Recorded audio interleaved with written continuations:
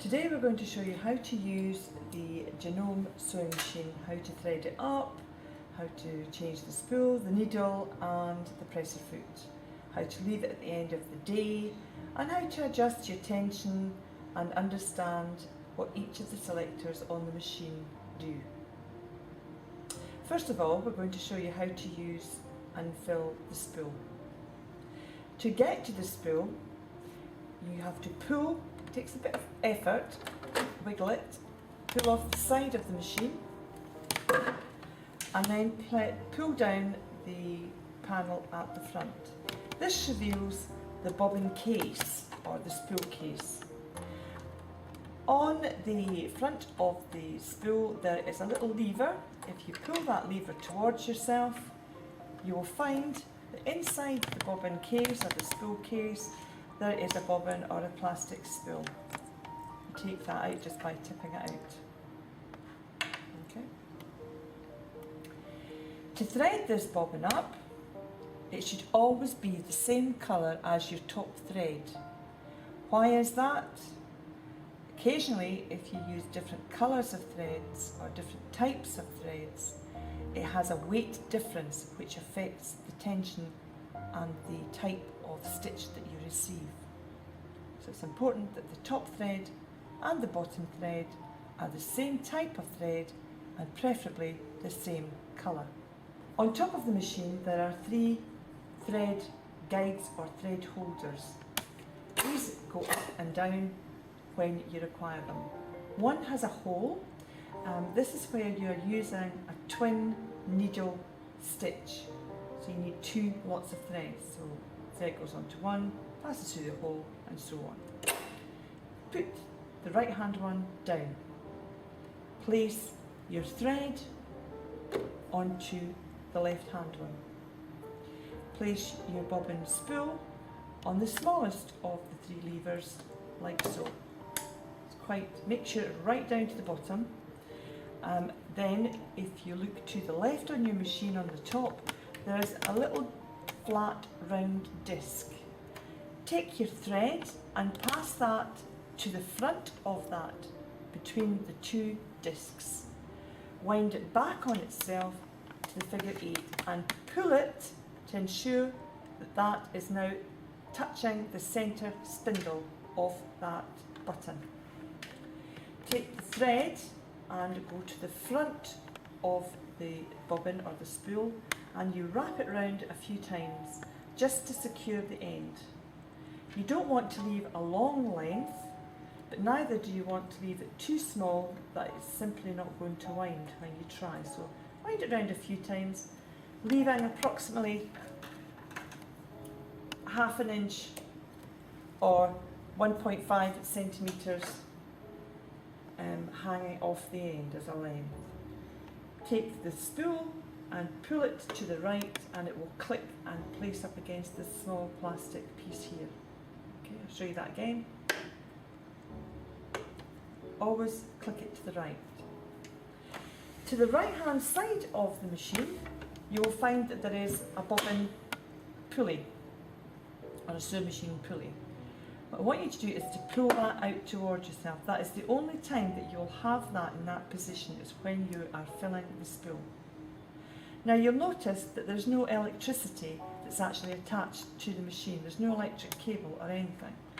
So in the yellow box in the classroom under the main central table you will find a series of presser foots. The presser foot box goes on the floor. You will notice that it has a triangular shape. Your heel goes to this part, the toe goes to that part of your foot. You will have the cable end which has 3 small points. This corresponds to 3 metal pins at the side of your machine, a bit like a plug on a normal electrical appliance. You place the plug into your socket. Also beside that plug there is an on-off switch. This should operate the light on your sewing machine, so you'll know that it's on or off. Okay. If the light doesn't come on, it may be that you require a replacement bulb. If you ask George, our technician, or your tutor, they will gladly place this in the machine if broken. Okay, now we need to wind up the bobbin. We have pulled out the pulley at the side, we have slid the bobbin over to meet this plastic one. One more thing for caution, hold your hand above the thread to stop it flying off if you are not controlling it properly. Do not touch it, as this will increase the tension on the thread and will cause problems for your stitching later on. Make sure that your stitch at your thread is actually between the two discs. Once you've done those checks, you can gently press your presser foot and you will see it automatically starts to wind up. This will hopefully automatically stop once it has reached a critical point on the bobbin. Keep your eye on this, because what happens occasionally is it jumps out between the two discs, as I can see here. So what you need to do is just place it back on again. Keep a close eye on it. Apply a little tension and then set off again, keeping your eye on this.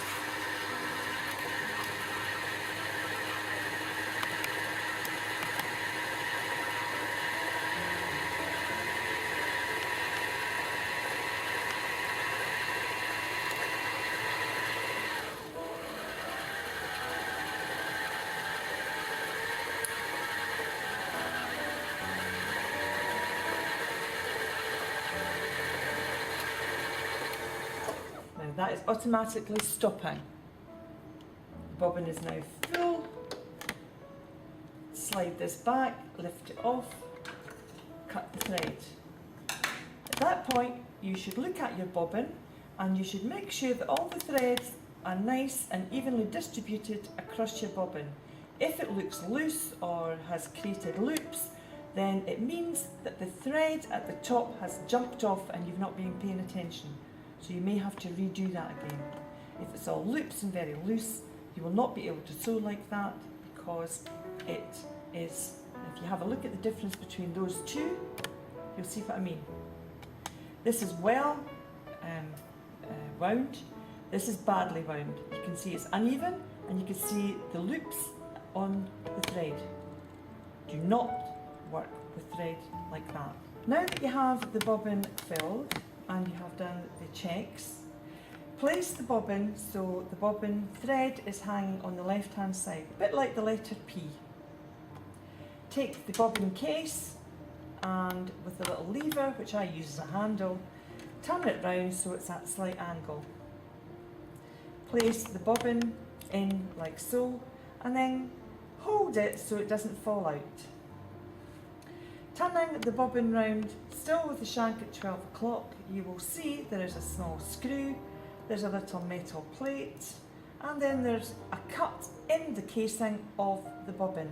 This is very important because that cut is where you place the thread, the end of the thread.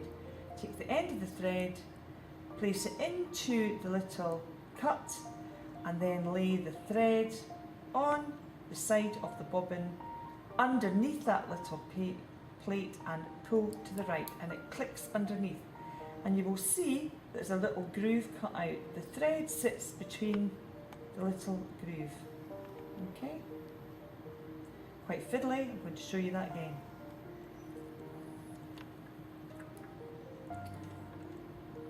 Take the spool with the letter P, take the bobbin case, slight angle, plop it in, take the thread to the side and you will see the cut, the plate and the screw. Take the thread, place it into the cut, lay it along the flat and push and pull underneath the plate until it clicks. Then you take the bobbin case and between your two fingers position so you've got the thumb and your forefinger with the little lever. Always have it at a slight angle. If you take the bobbin and you move it to the front, the bobbin will fall out. Okay, so always have it at a slight angle no matter what you're doing. Then, if you look at the front of the machine, you will see that this is where the housing of the bobbin case sits. You have a spindle in the centre. You also have, if you look carefully, there's a little groove here. Can you see that? So spindle and a cut-out groove. With your needle at the highest position, now how do you get the needle to the highest position? Well, this is where you use your pulley. Clip that back in, and then you turn it always towards yourself. Always turn your pulley wheel towards yourself.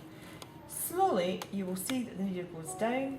Keep turning it until your needle goes to its highest position. There's a slight pause. That pause indicates the highest point of your needle. If you go further than that, the needle starts to come down, like so. Okay? So with your needle in its highest position, tip the sewing machine back ever so slightly, and with this shank at 12 o'clock, click the hole on the bobbin case onto that central spindle, like so. And you push that as hard as you can by pulling out the little lever. So pull the little lever out, you can see the little spindle, and that is now encased in that little groove. It will not move. Now I'm going to show you how to thread up the sewing machine. You take the thread, while you're on, have a look at the sewing machine, you'll find that there are key indicators as to the direction the thread should take. If you tip the machine up, you will see there's a tiny little arrow here. There's another little arrow here on the handle. And on the green section, there is a number 1 with an arrow going down. There's a number 2 here, showing you a looped angled arrow pointing back up again. And then there's a number 3, which has a loop shape as well, which indicates you're going round something. You will find this is the first of the major thread guide, the third of the major thread guides, and you place the thread round here, down to the bottom, and lo and behold, you've got a number 4 with a final arrow telling you which direction to go into, which is the needle. Now I'm going to show you how to do that now. So you take the end of the thread, I'm using black thread simply to make it easier for you to see the direction of the thread. Obviously you wouldn't use black thread all times. So you take the thread between your fingers like so, and this is your first guide, which is basically a little hoop. Hold it between your fingers and loop it over the first one. Follow the direction of the thread, which is 1. You go round, it shows you number 2, like so. Keeping to the right hand side of this thread guide, loop round the back, like so. Now you may find while you're doing this, I'm going to show you that section again. Occasionally when you come onto your sewing machine, because the needle is down inside the machine, you don't have this thread guide. Don't worry, because it's easily remedied. You take the thread between your fingers as before, go round the first loop, number 1. Loop round number 2, that's the bottom of the green plate. Oh, where is number 3? If you go to the side and turn the pulley wheel towards yourself, like so, this will lift the needle into an upright position, and it will also bring the thread guide back up so it's visible. From the right hand side of the machine, loop it round there, making sure that it's nicely into the circular hole at the end. Carry on down, tipping the machine towards yourself so you can see this thread guide, which is like a little bar. You place that behind that one. On the actual needle holder, you'll see that there are 2 little metal wire thread guides. Use the one on the left hand side. It doesn't matter if you use the one on the right hand side, but you're more likely to have catches and snags if you use the right one. It's generally only used if you're using a twin needle. So you're going to thread on the left hand hoop. The last one is just purely down to good luck sometimes and a good eyesight and a steady hand. You have to thread the actual needle. What I find is if I cut my thread at a slight angle, it creates a slight point on my thread, dampening the end between 2 damp fingers rather than slobbering it around your mouth. is also beneficial to helping you guide your. Okay. And then simply take the thread and pass through the eye of the needle, like so. Always thread from front to back. Okay. You now have a bottom thread and you have a top thread. What you need to do is thread the bottom spool thread up through the hole on the foot plate, so both threads are then out the top, and I'll show you how to do that. You will see just now that I moved the presser foot, this is called a presser foot, up. How did I do that? Well, I used the presser foot lift. You'll need to tip the machine back carefully to see this on your machine. But it's located at the back and it's a black lever. So all you do is you lift that up and down depending on how you're going to use it. Okay? To thread your needle, I prefer to have it in a downward position. To thread the bottom spool from the bottom to the top, I tend to have it in an upward position so I can see what I'm doing. So place your presser foot up, hold gently, not with any tightness or stress, simply have it on your hand. Then with your right hand, you turn your pulley towards yourself, so you'll notice the machine needle going down inside the machine. If you watch carefully, you will see that while I'm turning the pulley towards myself, that needle from the top will pull the thread and it will start to loop it round the bottom metal casing. You see that there? Start to come round? Okay.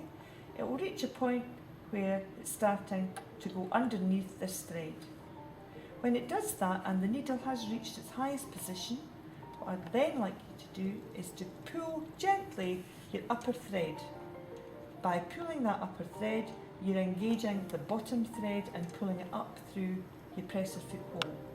And this is really difficult to see on the computer, but you can see there's a little loop appearing. Oh, there's my loop. And what's happened is it's pulled my bottom thread up to my top. What I then do is I take that loop, and you can see the bottom thread is now being pulled up through the machine, so it's in the top position. I now have two threads at the top. You then flip the front section up.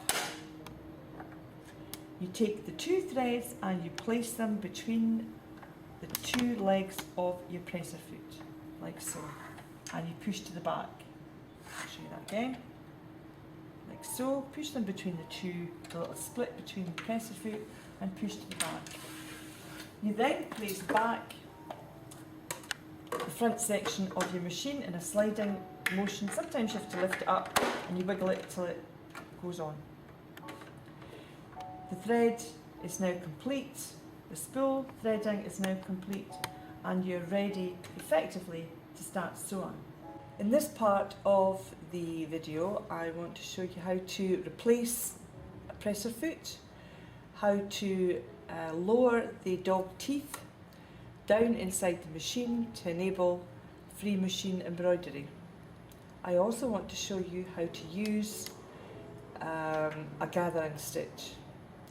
First of all, if you're expected simply to change the lower part of the presser foot from the standard presser foot to, say, one for zips or where you're using a cording foot, then this is how you would do this. At the back of the shank there is a little lever. Push that towards yourself and you'll see that the bottom foot plate falls off. On the presser foot, each has a little bar which engages with a small section at this point here. When placing the new presser foot onto the shank, be aware where the bar is.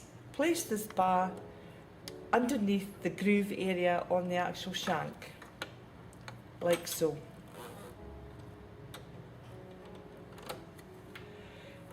Place the presser foot in the downward position and lift up, and you'll see that has been joined on. I'll say that one more time. To release, press the lever at the back.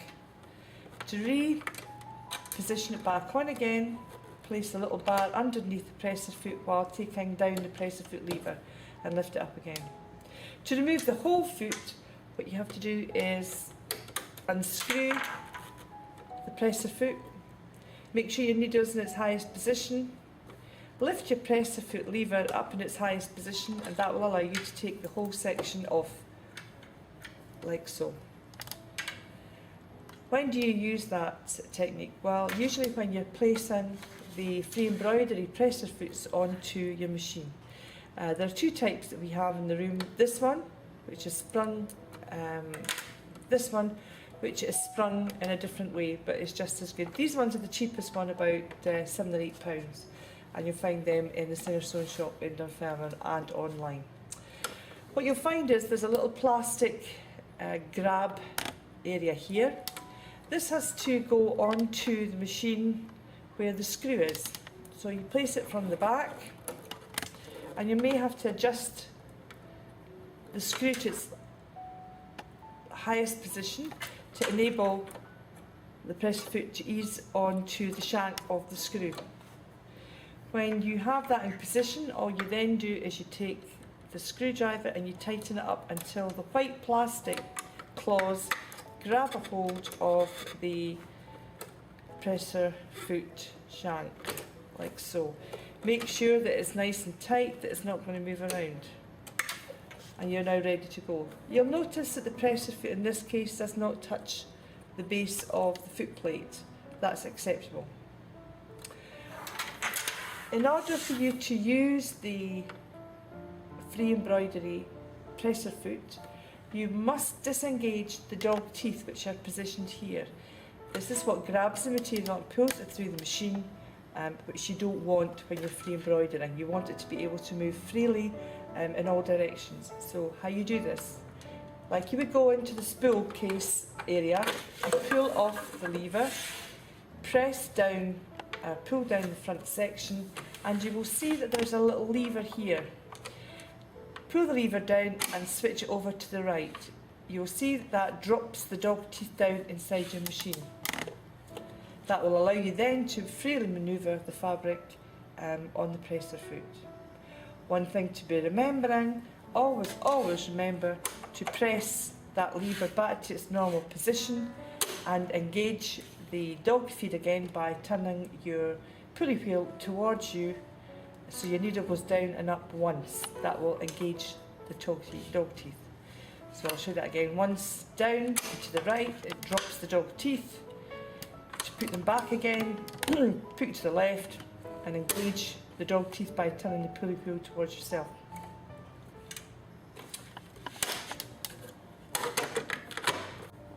To remove the free embroidery presser foot, work in reverse by unscrewing the presser foot.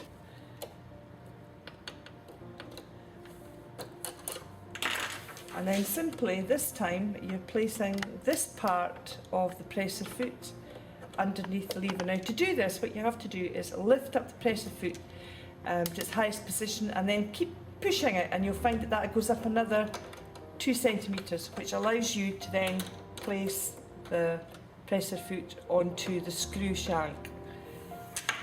Tighten that up again. You can see that is now secure. That is not moving anywhere. Very occasionally you'll find that the machine gets snagged up inside with thread and you seem to be stitching on the spot.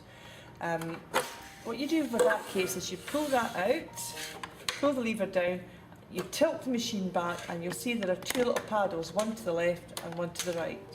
What you then do is grab a hold of this plastic, the metal disc, and that will allow you to take out all of these 3 sections.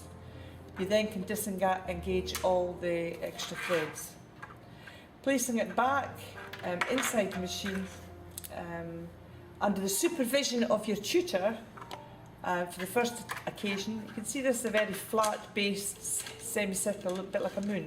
This fits into this section here like so, and then this section you'll see there's a little point that relates to this little point here, so you can't get it wrong. So these two nipple parts are on the left and the right, these stick outwards. If they're facing in the way, then you'll break the machine. So make sure that fits in like so, and you place the levers back over these little points there. Okay.